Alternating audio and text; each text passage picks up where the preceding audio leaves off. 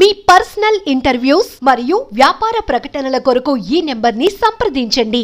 నమస్తే, welcome to మనం TV. నేను మీ ప్రియాంకారావు. ప్రస్తుతం చూస్తే తిరుమల తిరుపతి దేవస్థానంలో ఏదైతే లడ్డు వివాదం ఉందో ఈ రోజు సుప్రీంకోర్టులో దీనికి సంబంధించి విచారణ జరిగింది.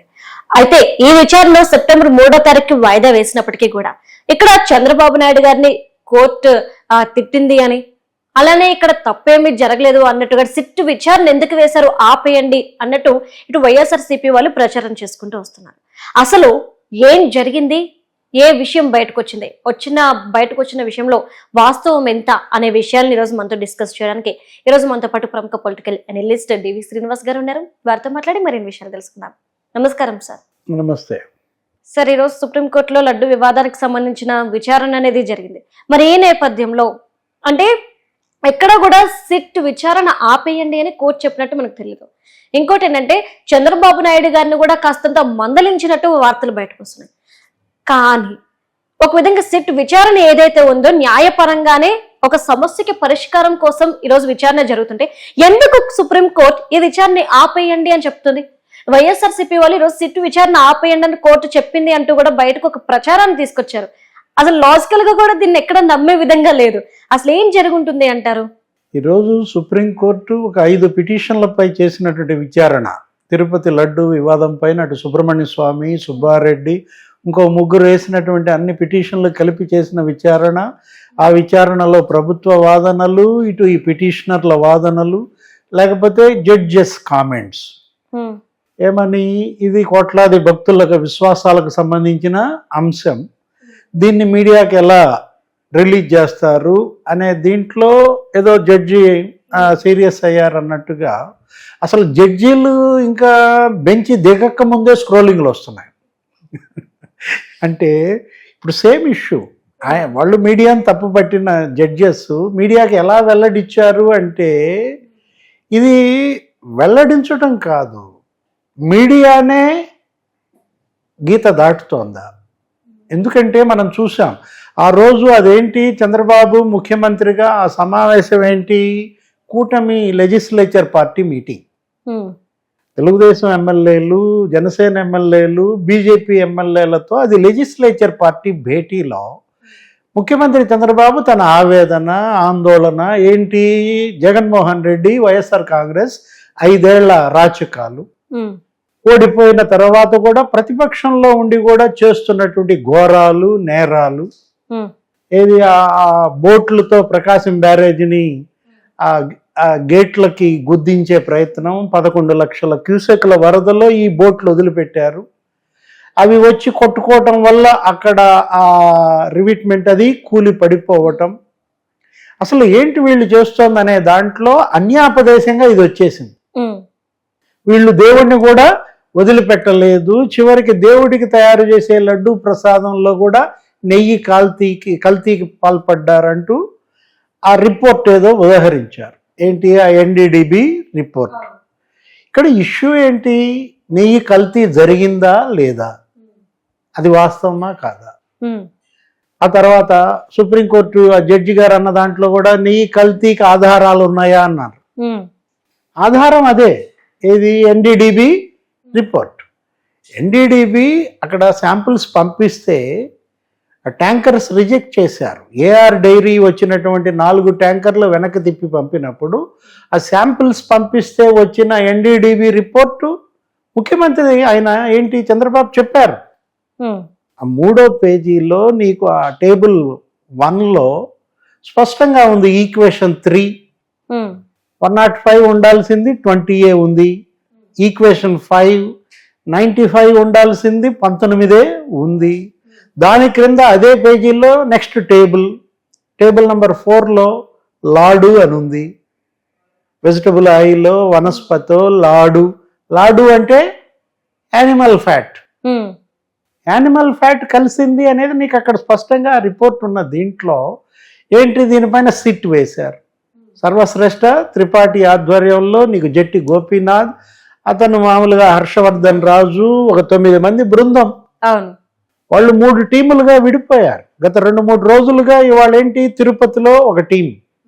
ఆ టెండర్ల నిబంధనలు ఎందుకు మారాయి ఏంటి, అసలు ఆ ఫుడ్స్ ఆ కమిటీ పర్చేజింగ్ కమిటీ ఉంటుంది కదా, అతను పిలిపించి ఎంక్వైరీ చేయటం, శ్యామలరావుతో ఈఓతో 2 సార్లు వాళ్ళు భేటీ అవ్వడం. ఒక టీం ఏం చేస్తోంది, ఆ ఏఆర్ డైరీ ఎక్కడైతే ఆ కల్తీ, అసలు దాని పుట్టుపూర్వోత్తరాలు ఏంటి, దానికి వీళ్ళకి ఉన్న సంబంధం ఏంటి, నిబంధనలు, టెండర్ నిబంధనలు ఎలా మార్చారు. గతంలో 4 లక్షల లీటర్ల కెపాసిటీ ఉన్న డైరీకే ఇవ్వాలి, 250 కోట్ల రూపాయల టర్న్ ఓవర్ ఉన్న డైరీకే ఇవ్వాలి. 4 లక్షల లీటర్ల ఆవు పాలు కెపాసిటీ లేని దానికి ఎలా ఇచ్చారు, సొంత డైరీ లేని కంపెనీలకు ఎలా ఇచ్చారు. ఇప్పుడు నందిని ఉంది, గతంలో 50 ఏళ్లుగా వాళ్ళు ఇస్తున్నారు, దాన్ని మార్చి 5 కంపెనీలకు ఎలా ఇచ్చారు, అది ఎందుకు ఆపేశారు. నెక్స్ట్ 5 కంపెనీలకు ఇస్తే ఏమైంది, ఈ 5 డైరీలు సిండికేట్ అయ్యాయి. అల్ఫా ఢిల్లీ వాళ్ళది కావచ్చు, పరాగ్ ఫుడ్స్ కావచ్చు, వైష్ణవి డైరీ, లేకపోతే ఈ ఏఆర్ డైరీ. ఇప్పుడు ఏఆర్ డైరీ ఎక్కడుంది, అది అదేదో తమిళనాడులో దుండిగల్లో ఎక్కడ ఉంటుంది. అక్కడి నుంచి ట్యాంకర్ ఇక్కడికి రావాలంటే 15 గంటలు. ట్యాంకర్ రిజెక్ట్ అయింది, 8 ట్యాంకర్లు పంపితే 4 ట్యాంకర్లు రిజెక్ట్ అయితే అది వెనక్కి వెళ్ళాలంటే 12 గంటలు. కానీ ఏం జరిగింది, 4 గంటల్లో ఇంకో ట్యాంకర్ వచ్చింది సేమ్ నంబర్తో. 4 గంటల్లో 5 గంటల్లో ఒక ట్యాంకర్ ఎలా వచ్చింది అంటే ఏంటి, దాని మీద ఎంక్వైరీ చేస్తే అది నెల్లూరు డైరీ నుంచి వచ్చిందని, వైష్ణవి డైరీ. అంటే వైష్ణవి డైరీకి ఏఆర్ డైరీకి ఏంటి సిండికేట్. ఈ 5 కంపెనీలు సిండికేట్ అయి యాక్చువల్గా రేట్ ఎంతమ్మా, కిలో 319 ఏదో అన్నారు ఏఆర్ డైరీ, కానీ వాస్తవానికి కిలో 250కే ఉందంట. అక్కడే 69 రూపాయలు కొట్టేశారు. ఆ 250 రూపాయలకు కొందంటే నీకు అందులో ఏం కలిపారనేది అక్కడే తెలిసిపోతుంది కదా. అసలు నెల్లూరు వైష్ణవి డైరీ నేపథ్యంలో ఏం జరిగింది, అక్కడే కల్తీ జరుగుతోందా. సిట్లో ఒక బృందం దానికి వెళ్ళింది, 3 బృందాలు 3 చోట్ల ఇవాళ 3 రోజులుగా 2 రోజులుగా జరుగుతోంది నిశితంగా సమగ్రంగా దర్యాప్తు. సుప్రీంకోర్టు ధర్మాసనం, ద్విసభ్య ధర్మాసనం విశ్వనాథం గాను లేకపోతే గవాయ్, జస్టిస్ గవాయ్ క్వశ్చన్ చేశారని. సిట్ ఇవాళ దర్యాప్తుతో కేంద్రం మరి స్పందన ఏంటి, కేంద్రాన్ని అడిగినట్టుగా. అంటే కొంతమంది, కొన్ని పార్టీలు, కొంతమంది సిబిఐ ఎంక్వైరీ డిమాండ్ చేశారు. షర్మిల కూడా లేఖ రాసింది సిబిఐకి. ఇప్పుడు మరి ఈ గవాయ్, విశ్వనాథ్ ఈయన ఇచ్చినటువంటి దీనికి కేంద్రం ఎలా స్పందిస్తుందో చూడాలి. 3వ తారీఖు వాయిదా వేసింది. ఇది కోట్లాది భక్తుల విశ్వాసానికి సంబంధించిన అంశం కాదని ఎవరు అనరు. అదే మాట సుప్రీంకోర్టు చెప్పింది. ఏమంది, దేవుణ్ణి రాజకీయాలతో లాగద్దండి అని. అది ఎవరికి చెంపపెట్టు, దేవుణ్ణి రాజకీయాల్లో ఆగిన ప్రతి పార్టీకి చెంపపెట్టే. అది ఒక్క తెలుగుదేశంకో చంద్రబాబుకో కాదు కదా. ఇక్కడేంటి, వీళ్ళు ఏం చెప్తున్నారు, చంద్రబాబుకి చెంపపెట్టు అంటారు, రోజా అంటదో లేకపోతే భూమన కరుణాకర్ రెడ్డి అంటాడు. ఆల్రెడీ బిగిన్ చేశాడు ప్రకాష్ రాజ్ ఏమని, జస్ట్ ఆస్కింగ్ అని. అటు పవన్ కళ్యాణ్ చంద్రబాబు ఫోటోలు పెట్టి ఆయన ఏదో కామెంట్ చేశాడంట ప్రకాష్ రాజు, ఏది దేవుణ్ణి రాజకీయాలతో ముడిపెట్టద్దు అని సుప్రీంకోర్టు ఆదేశం అంటూ. దేవుణ్ణి రాజకీయాలతో ముడిపెట్టిన పార్టీ వైఎస్ఆర్ కాంగ్రెస్ పార్టీ. జగన్మోహన్ రెడ్డి ఆయన సిద్ధం సభల్లో కానీ ఆయన నోరు తెరిస్తే చాలు పైన దేవుడు ఉన్నాడు అంటాడు. జగన్మోహన్ రెడ్డి ప్రసంగాలు చూస్తే దేవుడు లేని ప్రసంగం ఉండదు. ఇప్పుడు వివేకానంద రెడ్డిని ఎవరు చంపారు, హత్య చేశారంటే పైన దేవుడికి తెలియాలి, చచ్చిపోయిన మా బాబాయికి తెలియాలంటాడు. దేవుడు వచ్చి చెప్తాడా, చనిపోయిన బాబాయ్ వచ్చి చెప్తాడా? ఇవాళ ఏంటి, దేవుడితో రాజకీయం అనేది మామూలుగానే విజయమ్మ ఆ పార్టీ గౌరవాధ్యక్షురాలుగా బైబిల్ తీసుకుని రాజకీయ ప్రసంగాలు చేశారు. చేతిలో బైబిల్తో ఒక పార్టీ గౌరవాధ్యక్షురాలు రాజకీయ వేదికలపైన మాట్లాడటం మొదటిసారి చూశాం. అసలు కొన్ని పార్టీలు జై శ్రీరామ్ అంటాయి.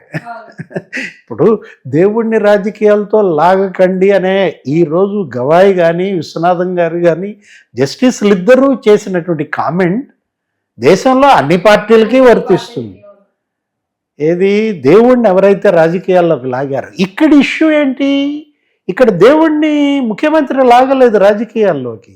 ఇది కల్తీ నెయ్యి, అవును, కక్కుర్తి. కమిషన్ల కక్కుర్తి, గతంలో ఉన్నటువంటి మంచి శుద్ధమైన నెయ్యి ఇచ్చే కాంట్రాక్ట్ ఎందుకు కాదన్నారు, 5 కంపెనీలకు ఎందుకు ఇచ్చారు, అసలు ఎన్ని ట్యాంకర్లు ఎవరెవరు ఎంతెంత సరఫరా చేశారు. ఇంకో మాట సుప్రీంకోర్టు అందంట, ఏమని, సెకండ్ టెస్ట్కి పంపారా లేదా.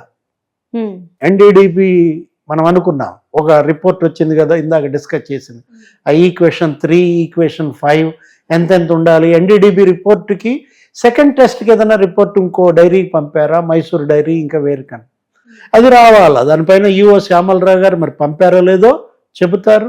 సిట్ దర్యాప్తులో కూడా అవన్నీ కూడా బయటకు వస్తాయి. రేపు అక్టోబర్ 3న గవర్నమెంట్ ఏమి ఇస్తుందో కూడా చూడాలి. ఓకే, ఇప్పుడు ఇష్యూ ఇది పరమ పాతకం, ఇదేంటి మహాపరాధం, కోట్లాది భక్తుల విశ్వాసాలకు సంబంధించినటువంటి అంశం. దేవుడి ప్రసాదాన్ని కల్తీ చేయటం అనేది అది క్షమించరాని మహాపరాధం. దీనిపైన సుప్రీంకోర్టు చాలా సీరియస్ అయింది.